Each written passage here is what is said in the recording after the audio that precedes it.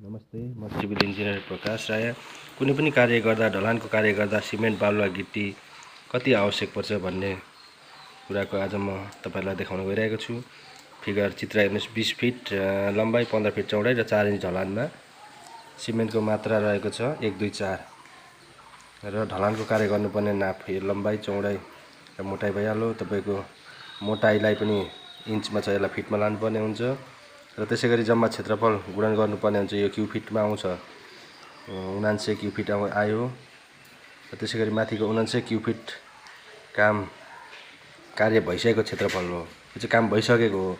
यसलाई काम हुनुभन्दा अगाडि लानका लागि 1.54 को सूत्र प्रयोग गरी यसलाई गुणन गर्नुपर्ने हुन्छ र 1.54 × 99 हाम्रो क्यु फिट आएको छ। माथि काम गरिसकेको र 152 क्यु फिट हुन गयो र त्यसैगरी फेरि 152 × 1.1/7 भनेको चाहिँ 1 भाग सिमेन्ट र यो सम अफ रेसियो टोटल जोडेर यो 1 2 4 को छ। 1 त्यो सिमेन्ट हो, त्यसले गर्दा यो टोटल जोडेको र त्यो भाग गर्दा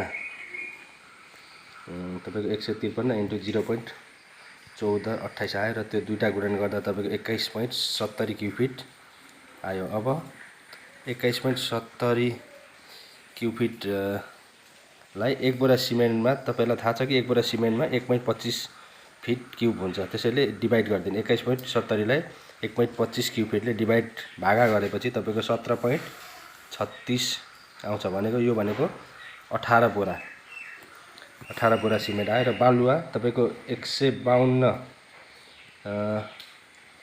इन्टु बालुवा भनेको हाम्रो 2 छ, 2 भएकोले 2 का डिभाइडेड 7 गरेर 43.42 फिट क्युब आयो। यो भनेको तपाईको आधी ट्र्याक्टर जस्तो है, आधी ट्र्याक्टर है।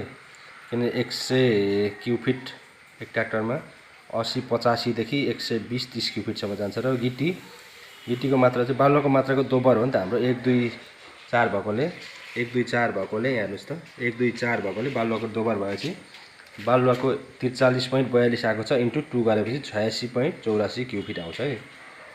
र त्यो पनि तपाईको लगभग एक ट्र्याक्टर गिट्टी हो। बुझ्नुभयो त? यसरी नै केही कुरा अरु पनि थप केही कुरा तपाईहरु बुझ्नको लागि तपाईहरुले मलाई कमेन्ट गर्नु होला र लाइक सब्स्क्राइब गर्नु होला।